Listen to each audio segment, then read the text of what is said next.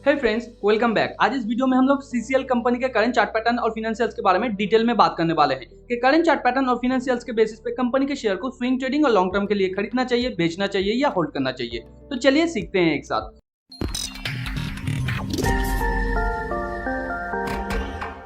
Video में आगे बढ़ने से पहले लास्ट डे मैंने बिरलासॉफ्ट के बारे में वीडियो बनाया था, जहां पे मैंने बताया था बिरलासॉफ्ट के अंदर हमारा जो टारगेट था वो ऑलरेडी अचीव हो चुका है। तो अगर आपने अभी तक एग्जिट नहीं किया था तो आपको एग्जिट करना है, या आप फर्दर अगर उस स्टॉक को होल्ड करना चाहते हैं तो किस तरीके से आपको एग्जिट करना है अगर आप एक स्विंग ट्रेडर है तो। और अगर आप एक लॉन्ग टर्म इन्वेस्टर है तो आपके बारे में भी डिटेल में उस वीडियो के अंदर बताया गया है। वीडियो का लिंक नीचे डिस्क्रिप्शन, ऊपर आई बटन और चैनल के वीडियोस के सेक्शन में आपको मिल जाएगा। और अगर आप इस एक्सेल शीट को एक्सेस करना चाहते हैं तो इसका लिंक मैं टेलीग्राम चैनल के अंदर दे दूंगा, आप जाके वहां से एक्सेस कर सकते हैं। ये एक लाइव एक्सेल शीट है जहां पे मैंने बताया है किस किस कंपनी के अंदर करेंटली अपॉर्चुनिटी है स्विंग ट्रेडिंग का, और उसका एंट्री कहां पे हो सकता है, स्टॉप लॉस कहां पे रख सकते हैं और टेक प्रॉफिट कहां पे लेना है। उसके साथ साथ चार्ट का जो लिंक है वो भी आपको दिया गया है, या जो वीडियो मैं बनाता हूं इस कंपनी के ऊपर उसका भी लिंक यहाँ पे दिया गया है, जहां पे डिटेल में आपको समझाया गया है इस कंपनी के करंट चार्ट पैटर्न के बारे में। और ऑलरेडी आप देख सकते हैं बहुत सारे कंपनीज के अंदर हम लोगों ने टारगेट को अचीव कर लिया है। कुछ टारगेट हम लोगों ने मैन्युअली क्लोज किया है, कुछ के अंदर स्टॉप लॉस भी हिट हो चुका है, मगर उसका परसेंटेज बहुत ज्यादा नहीं है। तो यहाँ पे बहुत सारे कंपनीज को हम लोग ऐड करते रहते हैं और यहाँ पे टारगेट और टेक प्रॉफिट हम लोग अपडेट करते रहते हैं। और अगर कंपनी के अंदर कोई भी गड़बड़ी हम लोगों को समझ में आता है तो यहाँ पे तुरंत अपडेट कर दिया जाता है। तो अगर आप ऑलरेडी टेलीग्राम चैनल को ज्वाइन नहीं किए हैं तो जाके ज्वाइन कर लीजिए, क्योंकि वहां पे क्विक अपडेट दिया जाता है, क्योंकि वीडियो बनाना बहुत ज्यादा टाइम कंज्यूमिंग होता है। तो अभी सीसीएल के करंट चार्ट पैटर्न के बारे में बात करते हैं। जैसे कि आप देख सकते हैं ये वन डे का चार्ट है। वन डे के चार्ट में कंपनी का शेयर प्राइस बहुत दिनों से एक बुल ट्रेंड के अंदर है। तो अगर आपको अभी इस स्टॉक के अंदर क्या करना है वो समझना है तो आपको पहले इसका चार्ट पैटर्न को समझना होगा बारीकी से। तो यहाँ पे आप देख सकते हैं ये चार्ट पैटर्न हम लोग को कह रहा है ये एक स्पाइक एंड चैनल का चार्ट पैटर्न है। वो कैसे, वो हम लोग थोड़ा समझते हैं। देखिए कंपनी का शेयर प्राइस यहाँ से स्पाइक होना स्टार्ट हुआ और उसके बाद एक स्पाइक, दो स्पाइक, तीन स्पाइक के बाद जनरली 2 लेग का करेक्शन होता है, जो इसने देखिए यहाँ पे किया और यहाँ पे इसको खत्म किया। जिसके बाद कंपनी का शेयर प्राइस फिर से अगर इस तरीके से ऊपर जाने की कोशिश करता तो इसे हम लोग एक 2 लेग का फॉर्मेशन मानते। मगर यहाँ पे करेक्शन के बाद कंपनी का शेयर प्राइस एक स्टेयर्स पैटर्न के अंदर चला गया, जो एक चैनल का पैटर्न है। तो अगर आप लोग नहीं जानते हैं स्पाइक एंड चैनल किस तरीके से काम करता है तो आपको थोड़ा समझना होगा। देखिए स्पाइक एंड चैनल के अंदर क्या होता है, एक स्पाइक होता है जिसके अंदर बहुत सारा यहाँ पे कैंडल हो सकता है, मगर वो स्ट्रॉन्ग होना चाहिए। तो यहाँ पे आप कहेंगे कि ये तो स्ट्रॉन्ग कैंडल नहीं है, इसके बारे में हम लोग बाद में बात करेंगे। तो उसके बाद यहाँ पे फिर ये ऊपर जाने की कोशिश करता है अगर एक बुल स्पाइक एंड चैनल होता है तो, और इस स्पाइक के बाद ये चैनल के दौरान ऊपर जाने की कोशिश करेगा और फिर यहाँ पे ये फिर से बैक आने की कोशिश करेगा जहां से ये चैनल स्टार्ट हुआ था वहां तक इसका फर्स्ट टारगेट होगा। और अगर मार्केट बहुत ज्यादा बेयरिश रहता है या स्टॉक के अंदर या उस इंस्ट्रूमेंट के अंदर ज्यादा यहाँ पे सपोर्ट नहीं रहता है तो वो नीचे गिर सकता है। सपोर्ट से मेरा मतलब यही है कि उसके अंदर उतना ज्यादा स्ट्रांगनेस नहीं है कि वो प्राइस को होल्ड कर सके। तो यहाँ पे सिंपली फर्स्ट इसका स्पाइक हुआ था, उसके बाद ये 2 लेग फॉर्मेशन के साथ ये नीचे आके पुल बैक किया और उसके बाद ये यहाँ से एक चैनल का फॉर्मेशन किया। उसके बाद ये यहाँ पे चैनल को तोड़ दिया है, तोड़ के ऊपर जाने की कोशिश किया है। तो ये एक पैराबोलिक मूव है जहां पे एक चैनल के दौरान ये मूव कर रहा था या एक स्ट्रेट लाइन में ये मूव कर रहा था, अचानक ये घूम के थोड़ा ऊपर चला गया और अगर बेयर ट्रेंड में होता तो ये नीचे चला जाता। तो यहाँ पे ये एक एग्जॉशन क्रिएट होता है। तो ये एग्जॉशन किस तरीके से है इसे समझने के लिए हम लोगों को थोड़ा वीकली चार्ट में जाना पड़ेगा। तो जैसे कि आप देख सकते हैं ये सीसीएल का वीकली चार्ट है। वीकली चार्ट में आप यहाँ पे देख सकते हैं कंपनी का शेयर प्राइस एक स्पाइक के अंदर गया, फिर यहाँ पे थोड़ा पुल बैक किया और फिर ये एक चैनल के थ्रू मूव कर रहा था। मगर यहाँ पे एक 3 आप देख सकते हैं बड़ा बड़ा कैंडल ये अचानक एक चैनल के बाद क्रिएट किया। जब भी कोई भी चैनल के बाद एक बड़ा कैंडल क्रिएट होता है या उसके साथ साथ 2-3 बड़ा कैंडल क्रिएट होता है तो वो एक एग्जॉशन होता है, जैसे कि यहाँ पे भी हुआ। और एग्जॉशन का मतलब यही है कि वो ट्रेंड खत्म हो चुका है। और ये सिर्फ बुल ट्रेंड के अंदर नहीं होता है, अगर कोई भी बेयर ट्रेंड के अंदर इस तरीके से चैनल काम कर रहा है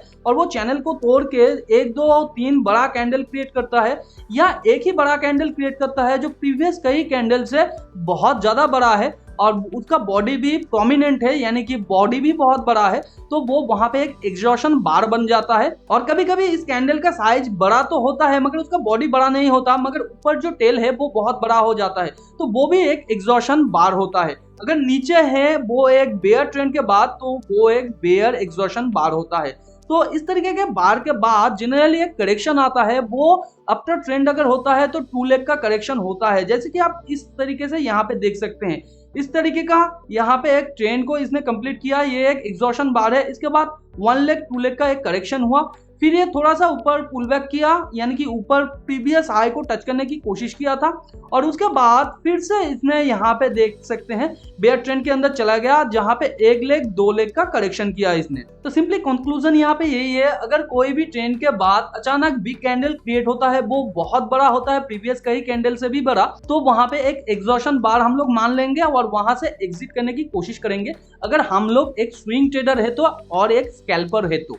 अगर हम लोग एक लॉन्ग टर्म इन्वेस्टर है तो हमारा बात अलग है, क्योंकि हम लोग लॉन्ग टर्म के लिए कंपनी के फंडामेंटल के ऊपर बेस करके स्टॉक को होल्ड करते हैं। तो यहाँ पे ये तो समझ में आ गया है, ये एक स्पाइक एंड चैनल का फॉर्मेशन है, मगर यहाँ पे अभी कौन सा प्रोबेबिलिटी बन रहा है?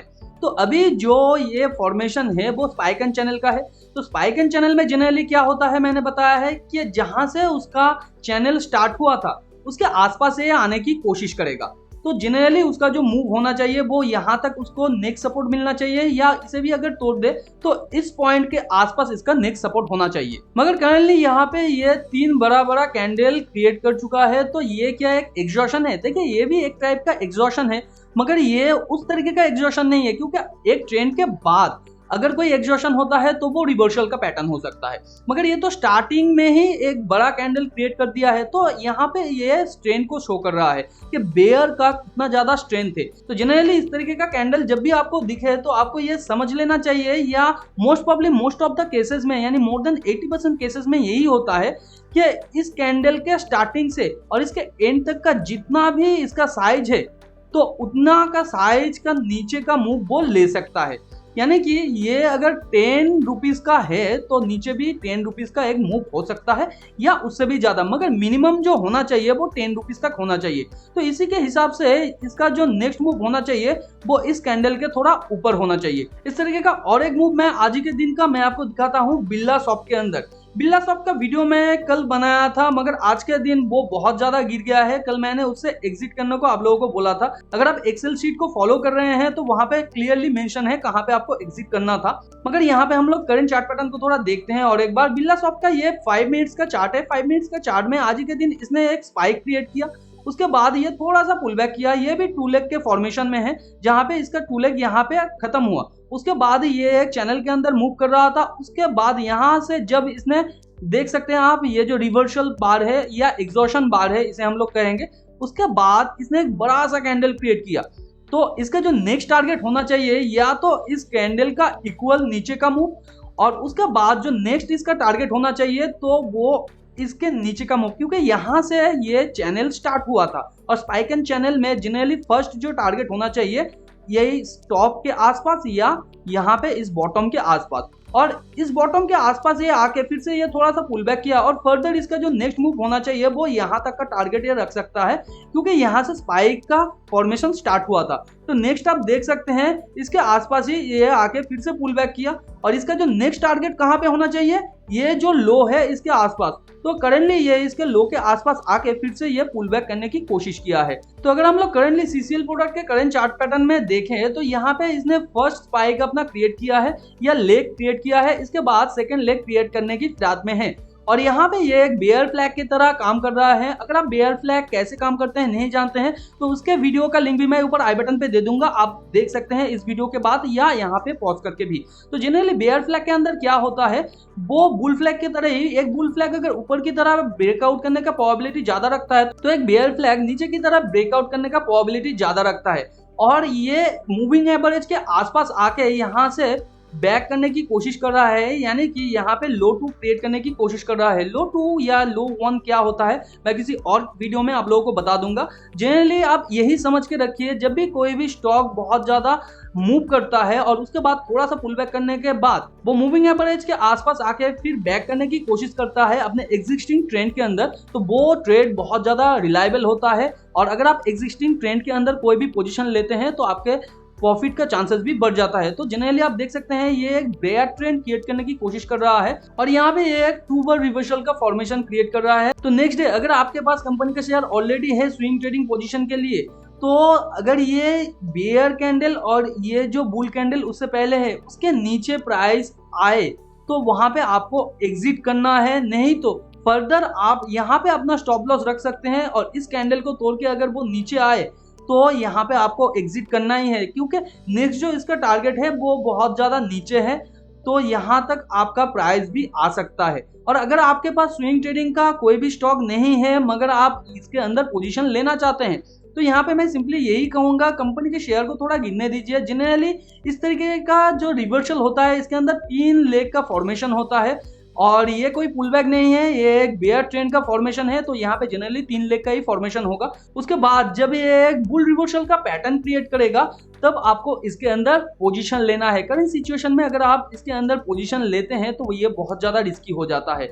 और यहाँ पे ये ही नहीं कि कंपनी का शेयर गिर ही सकता है, इसका प्रोबेबिलिटी हाई भी है कि ये उठ भी सकता है, मगर ये ओवरऑल मार्केट के सिचुएशन के ऊपर डिपेंड करेगा। आप जानते हैं निफ्टी पिछले हफ्ते से गिर रहा है, तो ओवरऑल मार्केट के अंदर अगर नेगेटिविटी रहता है तो उसका इफेक्ट इंडिविजुअल स्टॉक के अंदर भी हम लोगों को दिखाई देता है। तो सीसीएल के करंट चार्ट पैटर्न के अंदर कोई भी गड़बड़ी नहीं है, मगर ये कंपनी का एक पुलबैक या आप कह सकते हैं छोटा सा यहाँ पे करेक्शन हो सकता है, जिसके बाद आपको फिर बुल ट्रेंड का मौका मिल सकता है। तो अगर आप एक लॉन्ग टर्म इन्वेस्टर हैं, मैं आपके लिए अभी बात करना चाहूंगा। अगर कंपनी के क्वार्टर ऑन क्वार्टर रिजल्ट को हम लोग देखें तो ईच एंड एवरी क्वार्टर में कंपनी अपना रेवेन्यू को बढ़ा पा रहा है, उसके साथ साथ ऑपरेटिंग प्रॉफिट भी, मगर ऑपरेटिंग प्रॉफिट मार्जिन के ऊपर थोड़ा प्रेशर आ रहा है। और यहाँ पे इंटरेस्ट पेएबल जो है वो पिछले क्वार्टर से थोड़ा बढ़ गया है, तो ये कंसर्न की बात है। उसके साथ साथ ऑपरेटिंग प्रॉफिट मार्जिन भी यहाँ पे थोड़ा घट गया है, ये भी एक कंसर्न की बात है। और इसके साथ साथ कंपनी का नेट प्रॉफिट भी करंट क्वार्टर में गिर गया है, तो ये मार्जिन प्रेशर की वजह से हो सकता है। तो ये क्यों गिरा, इसका एक्सप्लेनेशन आपको क्वार्टर ऑन क्वार्टर रिजल्ट के अंदर मिल सकता है। तो आप जाके क्वार्टर ऑन क्वार्टर रिजल्ट को यहाँ से डाउनलोड करके आप देख सकते हैं